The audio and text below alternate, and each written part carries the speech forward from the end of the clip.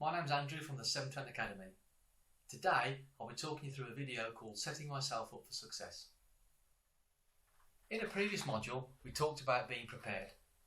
So let's consider some of the things that we can do before the day of the interview that will give us the best possible chance. Think about your route. Think about how you're going to get there. Will you be driving or using public transport? You may want to ask if you can park on site.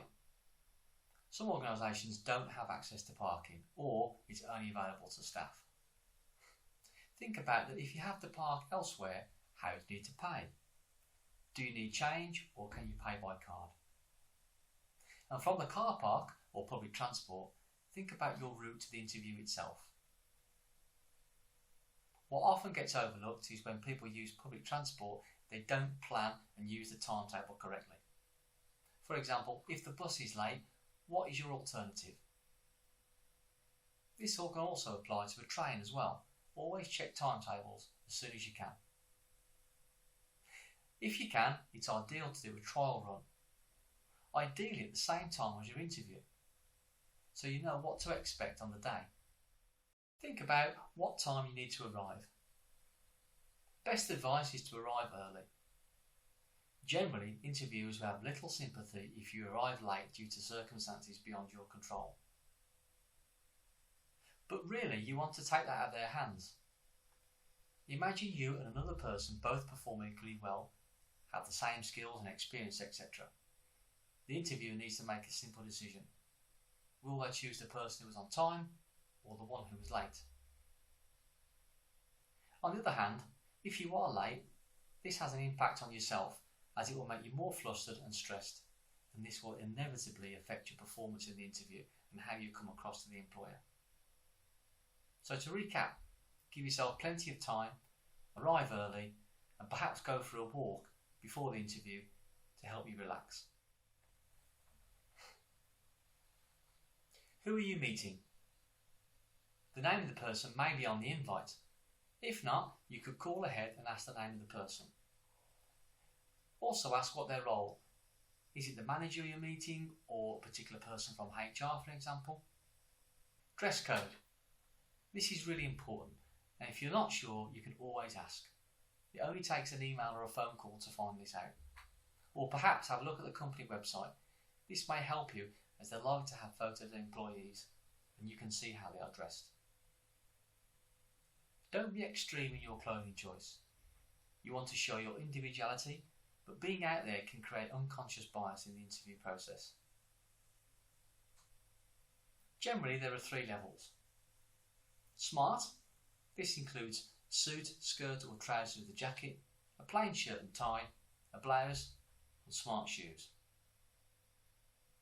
Smart casual. Drop the jacket or wear a more casual jacket and tie.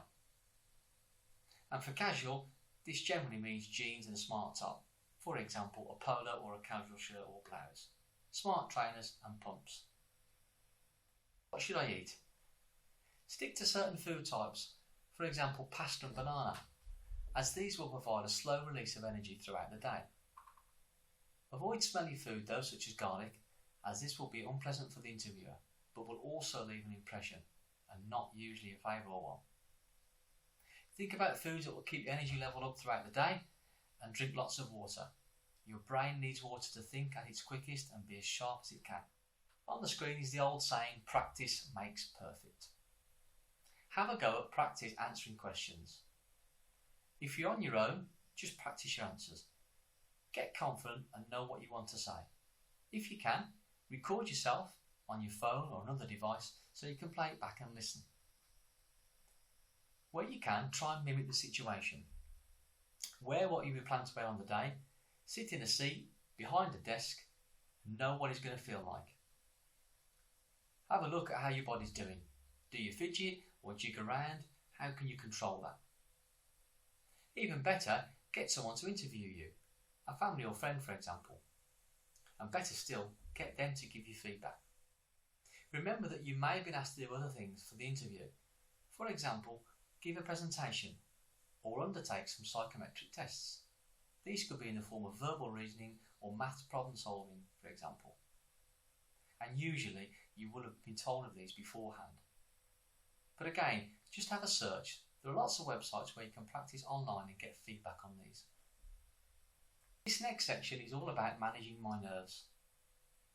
And accepting you will feel nervous is the first step to feeling less nervous. A major cause of nerves is the fear of the unknown.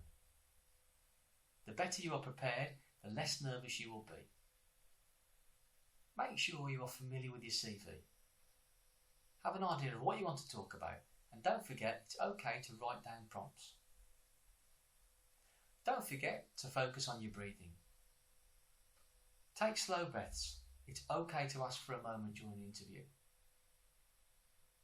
Try to avoid coffee and other things that contain caffeine, as these can quicken the heart rate and can contribute to nerves.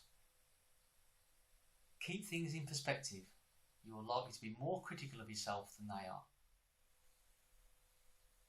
On the screen now is a performance versus pressure graph. As you can see from the green areas, this is the ideal zone you want to be in, somewhere between comfort, stretch. It's important to stay away from the strain and the burnout area, as this will lead to more nerves. Let's move on to some final tips. Take a walk. Movement helps you feel more relaxed. When you are nervous, your face often appears blank and tension can be held in the jaw or mouth area. Taking a big yawn before you start and opening your mouth as wide as possible, obviously not in front of the audience, this will help you relax. Switch your mind from the negative to the positive. Give yourself 3 reasons why you're going to smash it. Mentally, visualise yourself giving a great interview. Ask yourself, how did I look? How did my voice sound? How was I feeling? Last but not least, write stuff down. What do I want to do in my interview? For example, I want to speak clearly. I don't want to overplay certain skills, but I do want to sell other skills.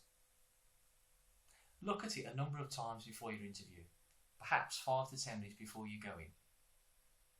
Writing stuff down is a very powerful tool in making something real, and looking at it will keep you focused on what you need to achieve. And being clear on this will help you with your nerves. Remember earlier we said a big part of nerves is the unknown and what you can't control, so focus on what you can control. Thank you for watching. I hope you enjoyed today's video.